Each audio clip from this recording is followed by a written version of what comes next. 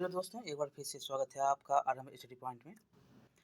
आज हम पढ़ने वाले हैं क्लास 7। यह आपका चैप्टर नंबर है 7 हिस्ट्री का। बीटीबीसी बुक है और इसके पहले पार्ट में हमने बहुत कुछ जाना भी। शंकराचार्य के बारे में जाना, रामानंद के बारे में कुछ हमने जाना, हमने शंकराचार्य के 4 मठ थे उसके बारे में जाना, मुस्लिम जो है संप्रदाय और जो है सूफी संतों के बारे में जाना। अब हम जो है आगे पढ़ेंगे कुछ जो कि महाराष्ट्र के, दक्षिण भारत के, तमिल के जो भी सूफी संत थे जो शंकराचार्य हुए, केरल के थे शंकराचार्य, उनका प्रचार प्रसार जो भी था हमने पढ़ा। अब आगे हम पढ़ने वाले हैं उससे आगे। ये देखिए शंकराचार्य हैं, इनके 4 मठ जो कि चारों जो हैं दिशाओं में, एक उत्तर, दक्षिण, पूरब, पश्चिम। बद्रिकाश्रम जो है कहाँ पर है? उत्तराखंड में है। और सिंगरेरी कहाँ है? तो तमिलनाडु में। पूरब में पुरी है जो उड़ीसा में है और पश्चिम में द्वारिका जो कि गुजरात में है। और रामानुज के बारे में हमने पढ़ा कि यह जो हैं क्या बोले थे, शंकराचार्य के ही थोड़ी बातों को इन्होंने जोड़ा और उन्होंने क्या कहा कि दया और अनुकंपा का स्रोत, मतलब ईश्वर को जो है परमात्मा दया एवं अनुकंपा का स्रोत माना। उसके बाद जो है वासवन्ना का वीर शैववाद के बारे में भी हमने पढ़ा और अद्वैतवाद का प्रतिपादक जो कौन थे, अद्वैतवाद कौन जान कहते थे, तो यही शंकराचार्य ने अद्वैतवाद का जो है प्रतिपादन किया था। चलिए अब जो है हम पढ़ने वाले हैं उसके आगे, जो कि देखते हैं कहाँ पर हम आपको छोड़ कर गए थे। तो यहाँ पर हम आपको छोड़ कर गए थे पहले पार्ट में। अब हम रामानंद के जो हैं बारे में पढ़ेंगे। रामानंद को क्या कहा जाता है कि यहाँ पर हमने पढ़ा कि जो भक्ति दक्षिण भारत में आरंभ हुआ था उसे रामानंद ने क्या किया, तो उसे रामानंद ने उत्तर भारत में लाया और प्रचार प्रसार उसका कौन किया, तो कबीर ने उसका प्रचार प्रसार किया। तो इसकी जो है बातें हमने पहले पाठ में अध्ययन कर ली है। चलिए अब हम शुरू करते हैं यहाँ से। लिखा गया है कि रामानंद राम भक्त संप्रदाय के प्रवर्तक थे। किसके? राम भक्त संप्रदाय के प्रवर्तक। उनके शीर्ष 2 वर्गों में विभक्त हो गए, एक सगुण और एक निर्गुण। सगुण ने क्या कहा कि राम होते हैं, वो विष्णु के रूप थे। और निर्गुण ने क्या कहा, ये सब कुछ नहीं है, वो कर्म पर। यहाँ पर हमने निर्गुण के बारे में भी जाना कि ईश्वर की कल्पना निराकार है। क्या है? निराकर है, ब्रह्म के रूप में की, मतलब वो निराकर ब्रह्म के रूप में की। इसने जो है विभिन्न धर्म के बीच मतभेद जो है भुलाकर समाज में मानवीय धर्म की स्थापना का बात करता है। कौन? निर्गुण संप्रदाय। और यहाँ पर हमने सगुण और निर्गुण के बारे में भी अब जाना है। तो सगुण संप्रदाय के प्रमुख संत कौन हुए, तो जो राम को मानते हैं, जो विष्णु के रूप हैं, वो थे तुलसीदास। और इनके द्वारा जो लिखा गया था रामचरितमानस की रचना करके राम भक्ति की परंपरा को हिंदी भाषी क्षेत्रों में जो है ऊंचाई पर पहुंचाया। रामचरितमानस के लेखक कौन हैं, तो वाल्मीकि आपको रामायण के हैं, रामचरितमानस के कौन हैं, तो तुलसीदास हैं। वाल्मीकि रामायण के लेखक हैं और तुलसीदास किसके हैं, तो रामचरितमानस के हैं। दोनों का नाम याद रखिएगा, यहाँ से क्वेश्चन पूछा जाता है।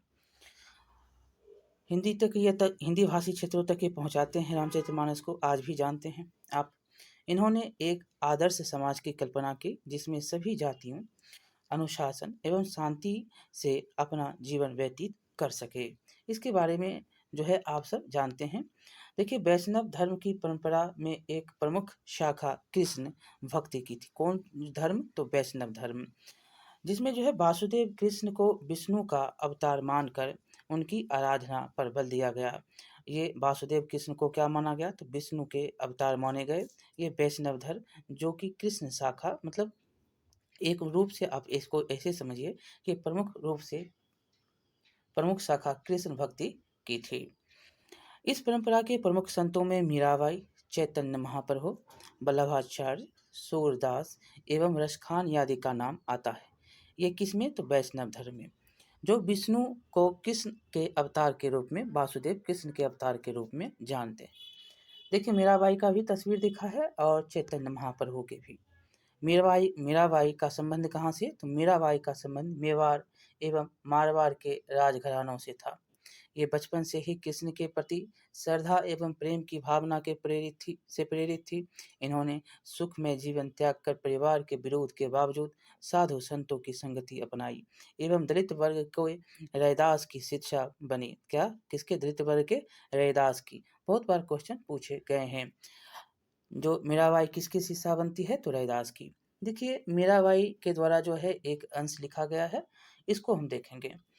मेरे तो गिरधर गोपाल दूसरो ना कोई, जाके सिर मोर मुकुट मेरे पति सोई। साधो ऋग बैठ बैठ लोक लाज खोई, भगत देखी राजी भई जगत देखी खोई। ये मीराबाई के द्वारा लिखा गया। अब आगे हम देखेंगे कि बंगाल के चैतन्य प्रभु, कहाँ के? बंगाल के। और आपने यहाँ पर देखा कि जो मीरा हैं वो कहाँ के हैं? तो मेवाड़ मारवाड़ के हैं, राजघराने के हैं। और ये चैतन्य महाप्रभु कहाँ के हैं? तो बंगाल के हैं। ये जो है शैशवावस्था में ही संन्यास ग्रहण कर वैष्णव धर्म का सरल एवं नैतिक रूप प्रस्तुत किया। उन्होंने भजन कीर्तन, आत्मा की शुद्धता और ईश्वर के प्रति प्रेम को महत्व दिया। इनके अनुयायियों में हिंदू, मुसलमान, चांडाल, ब्राह्मण सभी को शामिल किया। भक्ति, जो कृष्ण भक्ति परंपरा में सूरदास रसखान ने भी अपनी रचनाओं के माध्यम से जन जन अपनी पहुंच बनाई। जबकि ये धर्म प्रचारक नहीं थे, किंतु इनकी रचनाएं सांस्कृतिक महत्व से पूर्ण है। सूर ने अपनी रचनाओं में कृष्ण के बाल रूप को महिमा पर प्रदान की है, बाल रूप की महिमा प्रदान की है। यहाँ पर एक मिनट रुकिएगा, थोड़ा हम ऊपर की ओर थोड़ा सा इसको समाप्त पहले करते हैं। तो यहाँ पर हमने देख लिया कि सूरदास के बारे में महिमा प्रदान करता है। चलिए हम इधर ही देख लेते हैं। ये भक्ति आंदोलन का प्रमुख केंद्र देखेंगे, जो कि आपको यहाँ पर भारत में देखने को मिलता है। ये पूरा जो है देख रहे हैं क्षेत्र, ये पूरा क्षेत्र, ये क्षेत्र और ये क्षेत्र, ये भक्ति आंदोलन का क्षेत्र है, जो दक्षिण से लेकर मध्य से लेकर ऊपर उत्तर और पूर्व तक। आगे है कि रामानंद के अनुयायियों का दूसरा वर्ग उदारवादी अथवा निर्गुण संप्रदाय कहलाता है। इन संतों ने ईश्वर की कल्पना निराकार रूप में की। इन्होंने जाति पाति, ऊंच नीच, कर्म कांड, मूर्ति पूजा इत्यादि का मुखर विरोध किया। इन संतों में प्रमुख कौन थे? तो कबीर थे। ये निर्गुण थे। आपसे पूछता भी है कि इनमें से कौन सगुण है और कौन निर्गुण है। तो सगुण में आपको चैतन्य महाप्रभु, और कौन? तो तुलसीदास। और कौन हुए? ये सभी सिद्ध शिष्य किसके थे? ये रामानंद के अनुयायी थे। इनके जो हैं ये शिष्य थे। और ये सब जो हैं दो भाग में बटे। एक भाग कहलाया सगुण का, एक भाग निर्गुण का। सगुण में आए तुलसीदास, सगुण में आए मीरा, सगुण में आए चैतन्य महाप्रभु, सगुण में आए सूरदास। और निर्गुण में कौन आते हैं मुख्य रूप से? तो जो कर्मकांड, जाति पाति, ऊंच नीच का ये विरोध करने वाले में से थे, वो थे प्रमुख में कबीर। कौन थे? कबीर। कबीर इस्लाम और हिंदू धर्म के उपदेशों से भली भांति परिचित थे। कबीर के विचारों की जानकारी कहाँ? तो साखी एवं शब्द में मिलती है। किसमें? तो साखी एवं शब्द में मिलते हैं। यहाँ पर देखिए कबीर के विचारों के संग्रह बीजक में है। किसमें है? बीजक में, जिसके दो भाग हैं, एक है साखी और एक है शब्द। ये भी क्वेश्चन आपसे पूछा गया है कि कबीर के विचारों का संग्रह किसमें है? तो बीजक में। और इसके कितने भाग हैं? दो भाग हैं। कौन कौन से हैं? तो साखी और शब्द। आगे चलेंगे, कबीरदास का ये देख सकते हैं लेखनी शुरू है। लिखा गया है इनके कुछ भजन गुरु ग्रंथ साहब एवं पंचवाणी में संकलित है। किसके? तो कबीर के कुछ भजन जो है ये गुरु ग्रंथ साहब एवं पंचवाणी में भी संकलित है। गुरु ग्रंथ साहब का संकलन गुरु अर्जुन देव ने किया। ये भी क्वेश्चन याद रखिएगा, गुरु ग्रंथ साहब का संकलन किनके द्वारा किया गया? तो गुरु अर्जुन देव के द्वारा। ये 5वें गुरु थे। आपको टोटल 10 गुरु होते हैं, गुरु नानक से लेकर जो है अंतिम गुरु तक, 10वें गुरु तक, जो कहाँ के? अंतिम आपको पता है ना, ये पटना में इनका जन्म हुआ, गुरु गोविंद सिंह। तो चलिए आगे हम चलते हैं। यहाँ पर गुरु नानक से लेकर गुरु गोविंद सिंह, तेग बहादुर, रामदास, रविदास, ऐसे करके टोटल 10 हुए। तो यहाँ पर आपको 5वें का नाम याद रखना है, जिन्होंने गुरु ग्रंथ साहब का संकलन जो है गुरु अर्जुन देव ने करवाया। गुरु ग्रंथ साहब का संकलन किसने? तो गुरु अर्जुन देव ने करवाया। आपका जो यहाँ पर याद करना है कौन सा शब्द? तो कवि जो थे उनका क्या होता है, कुछ भजन जो है गुरु ग्रंथ साहब एवं पंचवाणी में भी संकलित है। ये आंसर क्वेश्चन यहाँ से पूछा जाता है, इसीलिए आपको हमने बता दिया। थोड़ा समय ये क्वेश्चन आप देख सकते हैं कि ग्रंथ साहब का संकलन किस गुरु ने करवाया, तो बहुत बार क्वेश्चन पूछा गया है। चलिए आगे। कबीर के उपदेशों में ब्राह्मणवादी हिंदू धर्म और इस्लाम दोनों के आडंबरपूर्ण पूजा के सभी रूपों पर कुठाराघात किया गया है। इनके द्वारा रचित पदों की भाषा बोलचाल की हिंदी थी। क्या थी? रचित पदों की बोलचाल भाषा हिंदी थी। कभी कभी इन्होंने रहस्यमयी भाषा का भी परिचय समझना आसान नहीं था। कबीर के कुछ क्रांतिकारी दोहे यहाँ पर दिए गए हैं। पहला, पाहन पूजे हरि मिले, तो मैं पूजू पहाड़, ताते ये चक्की भली, पीसी खाए संसार। दूसरा दोहा है, पोथी पढ़ी पढ़ी जग हुआ, पंडित भया न कोय, ढाई आखर प्रेम का, पढ़े सो पंडित होय। तीसरा पद है, गुरु गोविंद दो खरे, काके लागू पाए, बलिहारी गुरु आपनो, जिन गोविंद दीहो बताए। चौथा है कि कांकर पाथर जोड़ी के, मस्जिद लेई बनाए, ता चढ़ी मुल्ला बाग दे, क्या बहरा भया खुदाए। क्या बहरा हुआ खुदा या भया खुदाए। तो इस प्रकार से 4 यहाँ पर क्रांतिकारी दोहे जो सबको झकझोरता है। जो ऊपर देखते हैं पहला दोहा में कि पाहन पूजे हरि मिले, मैं पूजूं पहाड़, छोटा छोटा पत्थर को पूजते हैं, तो चलो मैं पत्थर को छोड़ के किसको पूजूं? तो पहाड़ को पूज लूं। ताते ये चक्की भले, पीसी खाए संसार। ये तो उससे अच्छी चक्की है जो पीस कर क्या खाता है? संसार अन्न को खाता है। ये पूज कर क्या फायदा। और पोथी, ये चारों आप दोहे अन्य जो है बातों को संकलित करता होगा और सभी को झकझोरता हुआ आपके समक्ष पेश होता है, जो कि हर पीढ़ी को, हर लोगों को अपनी ओर आकर्षित करता है।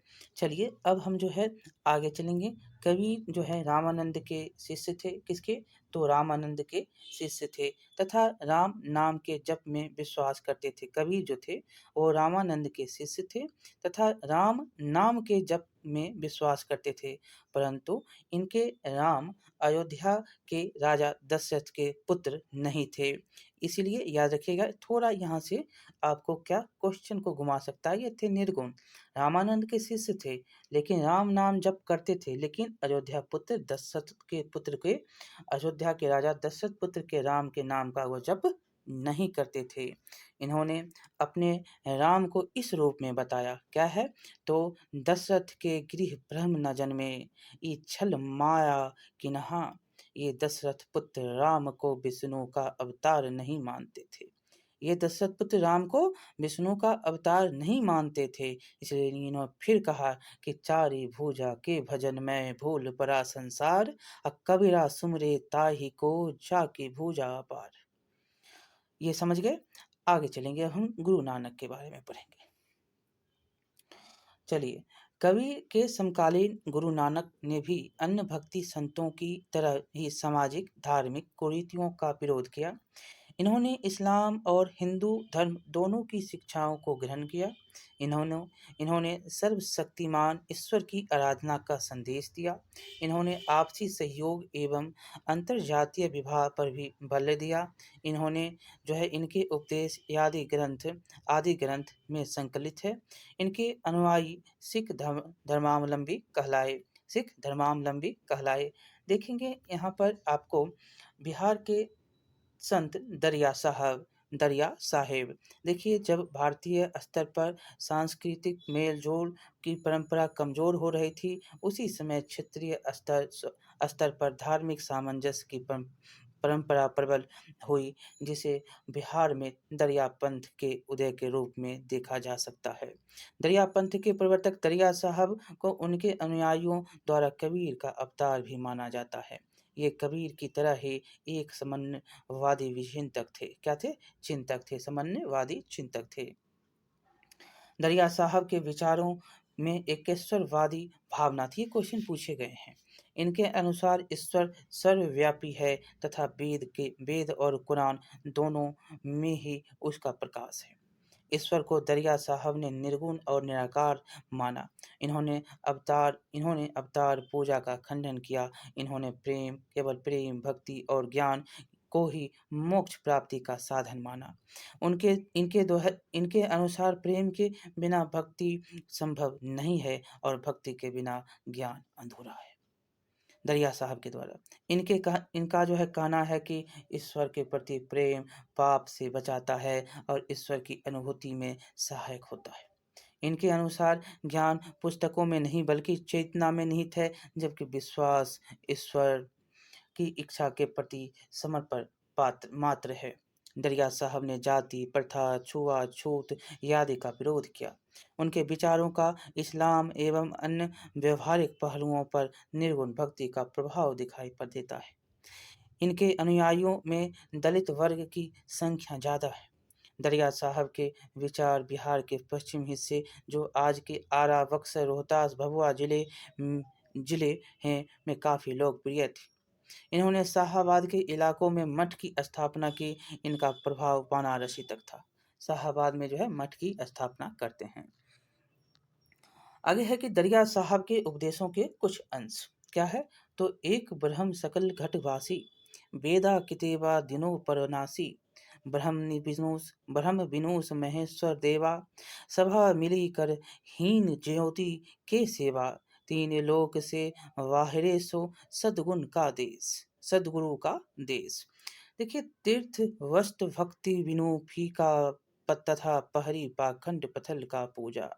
मतलब तीर्थ वस्त्र भक्ति विनु फीका तथा पहरी पाखंड पथल का पूजा। आगे हम पढ़ेंगे सूफीवाद के बारे में।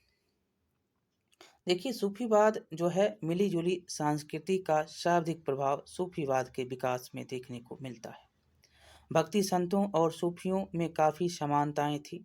दोनों के विचार जो है बीच लगातार वैचारिक आदान प्रदान होते रहे।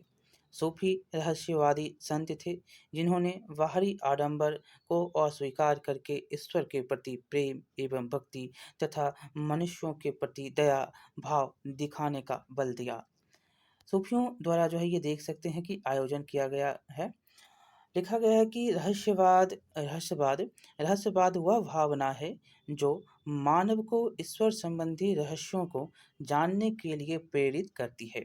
सूफीवाद एक ऐसा प्रयास है जिसके तहत व्यक्ति संत होता है, अपने अंदर अल्लाह की उपस्थिति को महसूस करता है। सूफीवाद और जो है बिना किए कुछ भी महसूस करता है और बिना किसी भेदभाव के ईश्वर की समस्त रचना से प्रेम करता है। ये सूफीवाद का आगे है यहाँ पर कि इन्होंने इस्लाम में मूर्ति पूजा को अस्वीकार करके एकेश्वरवाद यानी सिर्फ अल्लाह के प्रति समर्पण का दृढ़ता से जो है प्रचार किया।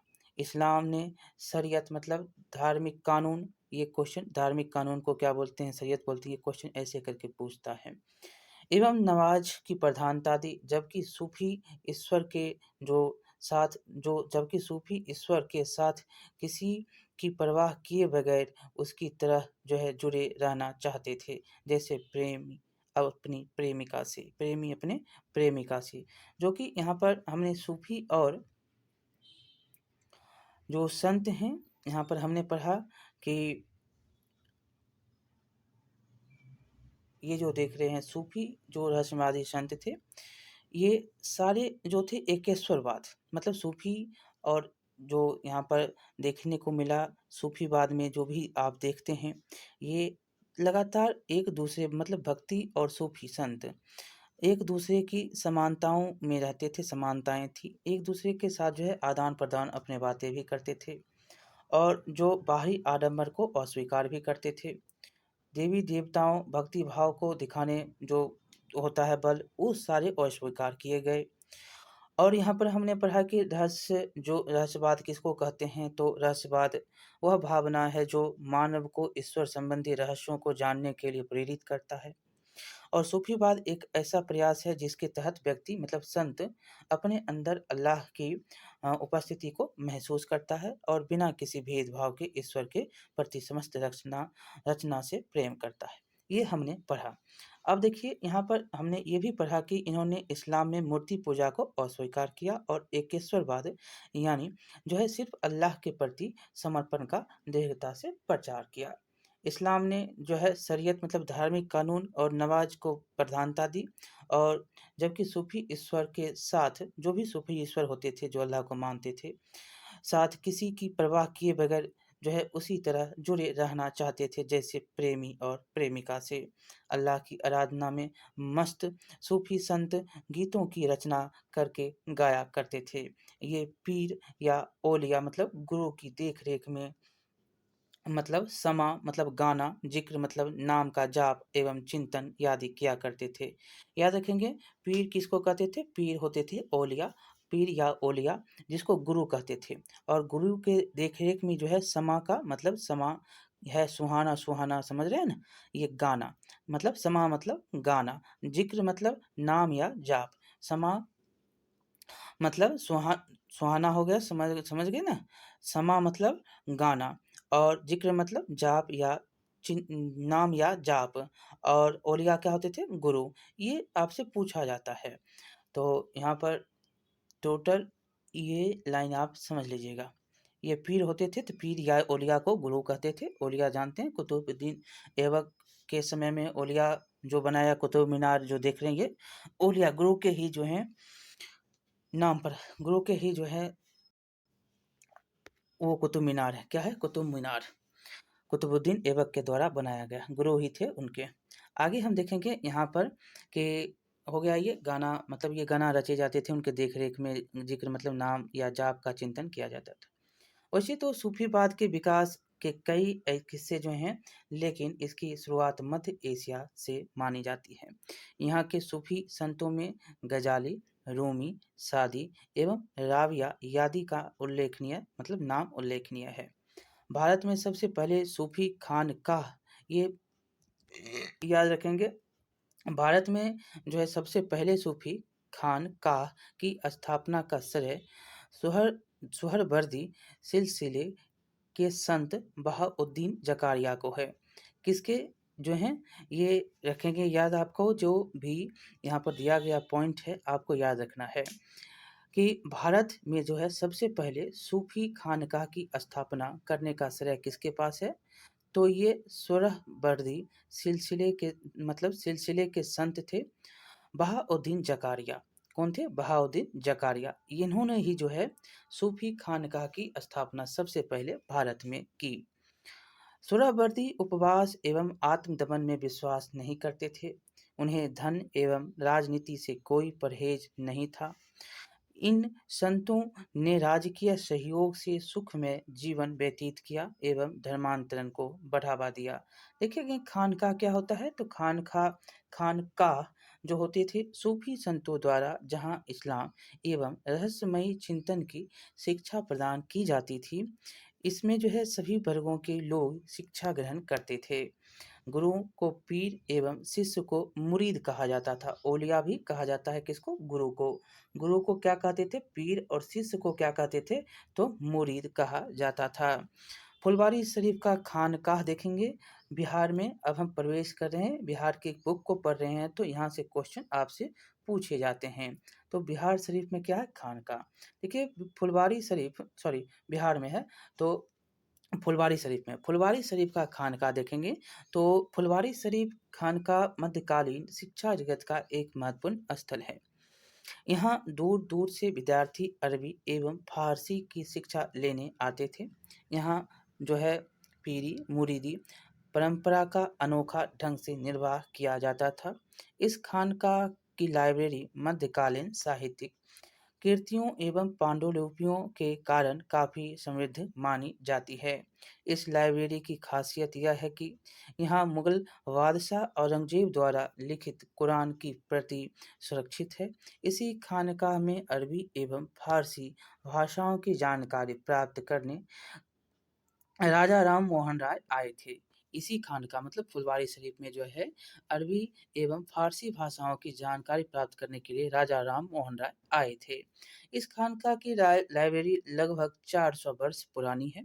इसमें लगभग 4000 पांडुलिपियां हैं और सुरक्षित हैं, और इस लाइब्रेरी में जो है चीनी मिट्टी पर कुरान की आयतें लिखी हुई हैं।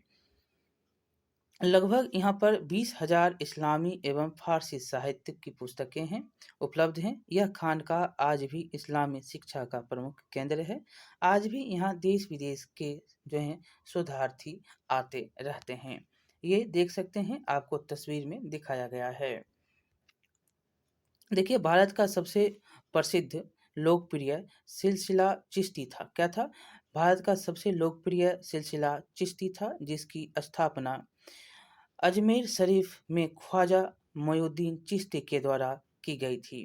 क्या था? तो सिलसिला चिश्ती भारत में सबसे लोकप्रिय था। इसके स्थापना कौन करते हैं? संस्थापक कौन थे? तो अजमेर शरीफ में ख्वाजा मोइनुद्दीन चिश्ती के द्वारा किया गया।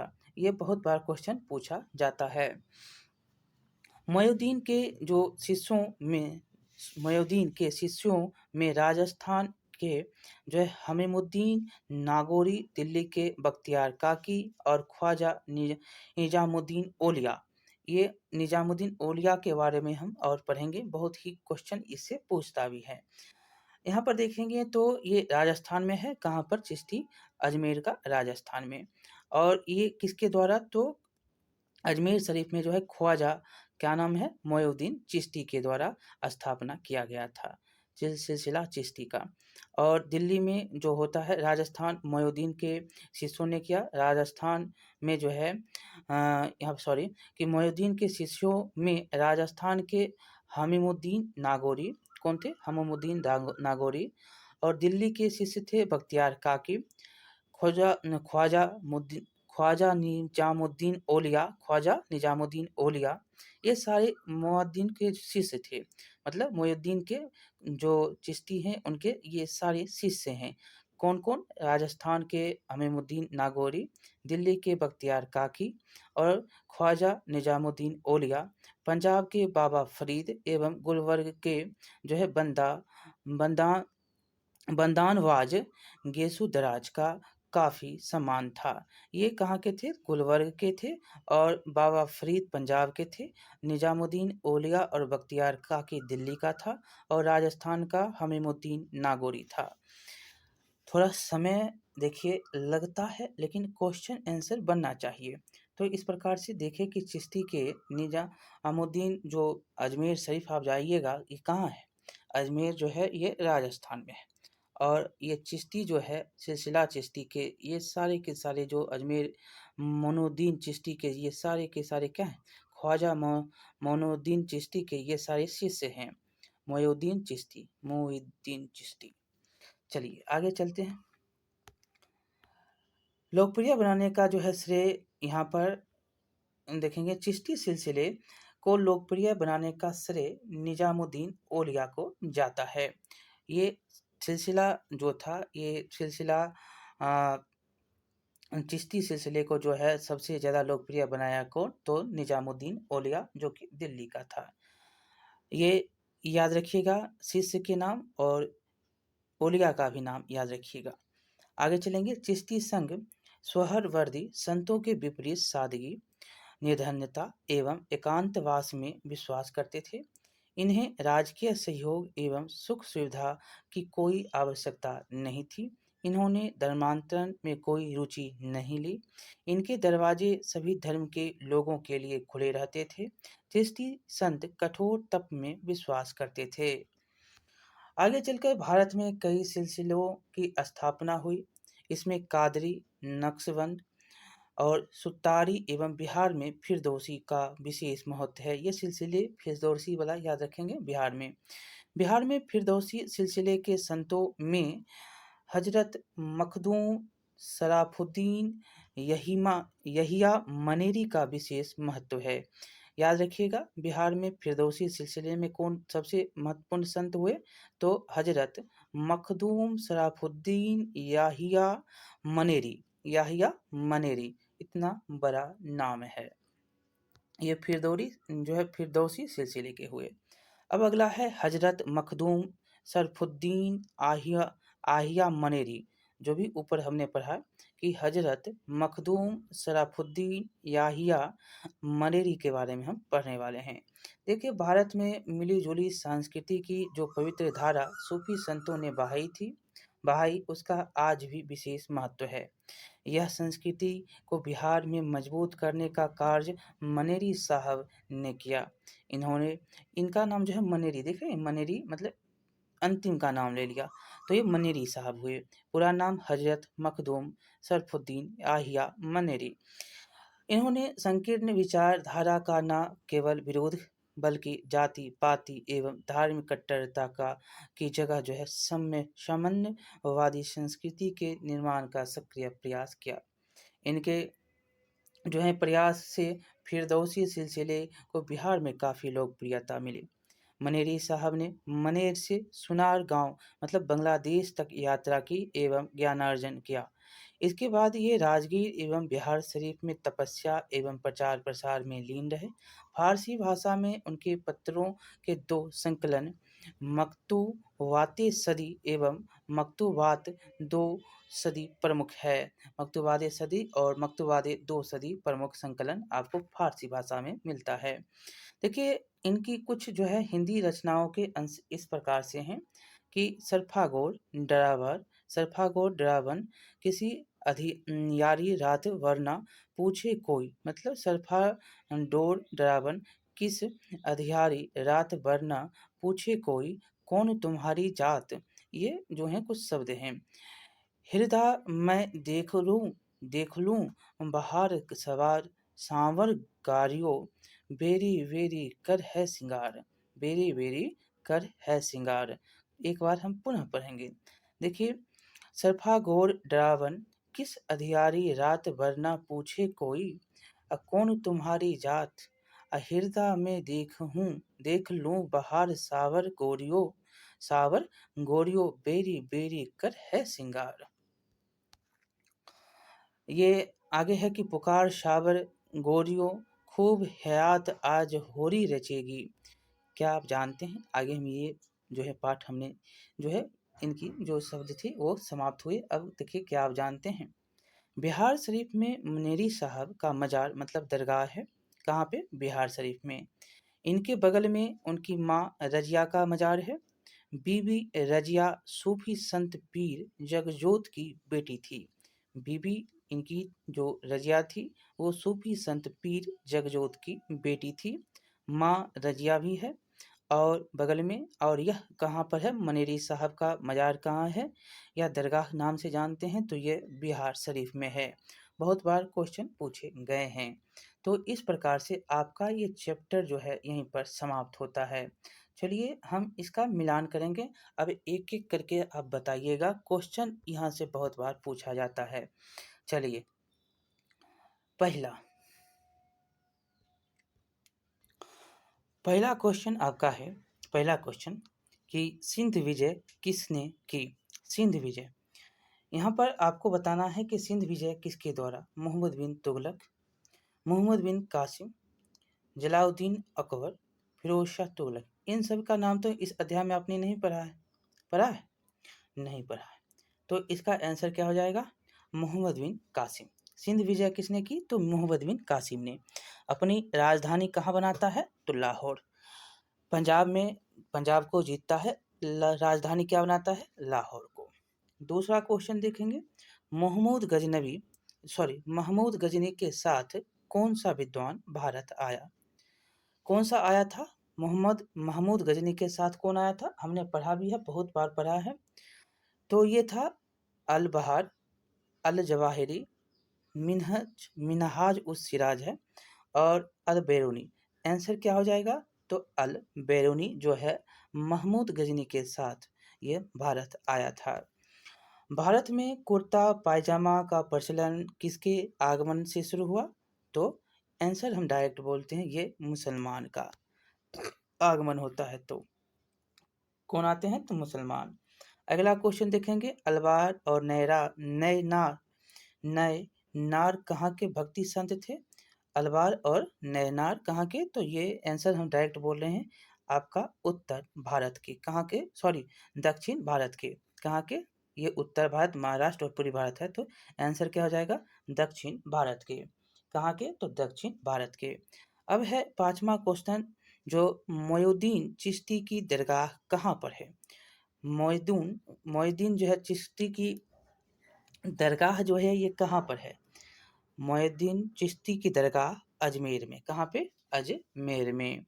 याद रखिएगा, राजस्थान में है। कहाँ है? अजमेर, तो राजस्थान में। क्वेश्चन बहुत बार पूछे गए हैं मोयुद्दीन चिश्ती की। आपको गाना भी मोयुद्दीन चिश्ती के बारे में सुने होंगे, हम भी एक दो बार सुने थे, शायद याद नहीं है पूरा गाना। चलिए देखिए, इन्हें सुमिलित करेंगे। सुमिलित करिए। यहाँ पर पहला है निजामुद्दीन औलिया, शंकर देव, नानक देव, एकनाथ, मीराबाई, संत दरिया साहब। अब एक एक करके आप इसके जो है स्थान को बताइएगा। हमने 4-5 बार जो है आपको इसलिए रिवाइज वहाँ पर करवा दी थी कि क्वेश्चन पूछा जाता है। पहला बताइएगा निजामुद्दीन औलिया के बारे में। कहाँ के? एक काकी हुए, एक निजामुद्दीन औलिया हुए। किसके शिष्य थे? तो ये आपको अजमेर के चिश्ती, जो मोयुद्दीन जो चिश्ती थे, इनके ही ये शिष्य थे। तो ये कौन कौन थे? तो एक काकी और एक निजामुद्दीन औलिया। कहाँ के? तो ये थे दिल्ली के। कहाँ के? दिल्ली के। दिल्ली के हो गए। अब देखेंगे शंकर देव। शंकर देव कहाँ के? शंकर देव जो हैं वो असम के। कहाँ के? असम के। नानक देव के बारे में तो आप जानते ही हैं कि ये पंजाब के हैं। और एकनाथ आपको हमने बता दिया था कि एकनाथ तार का और जो है तुकारनाथ, इनके बारे में आपको हमने बताया। ये सब जो है क्वेश्चन पूछे जाते हैं। तुकाराम, इन सब का क्वेश्चन पूछा जाता है। तो ये एकनाथ कहाँ? अभी एकनाथ शिंदे हैं, इससे भी आप अंदाजा लगा सकते हैं। एकनाथ जो हुए ये महाराष्ट्र के। मीराबाई, मीराबाई कहाँ की थी? बहुत ही जो है मेवाड़ मेवाड़ियों के ये राजघरानों से जो ताल्लुकात उनका था, ये कहाँ के थे? तो ये राजस्थान। मेवाड़ कहाँ पड़ता है? राजस्थान में। अगला है संत दरिया साहब। तो संत दरिया साहब अब एक ही बचे, तो आप बता सकते हैं कि वो कौन हो गए? तो वो बिहार के हो गए। तो इस प्रकार से आपका ये चैप्टर हमने समाप्त किया। क्वेश्चन बार बार यहाँ से पूछा जाता है, एक दो बार थोड़ा ध्यान दीजिएगा, क्वेश्चन यहाँ से नहीं छूटेगा। ऐसे हम हर जो है पार्ट से क्वेश्चन आपको करवाएंगे। ये विश्वास रखिए कि हम जो है एनसीईआरटी वीटीवीसी दोनों को ऐड करके क्वेश्चन करवा रहे हैं और हम करवाएंगे। ठीक है, चलिए बहुत बहुत धन्यवाद। लाइक करिएगा, शेयर करिएगा, सब्सक्राइब करना नहीं भूलिएगा। मिलते हैं अगले वीडियो में।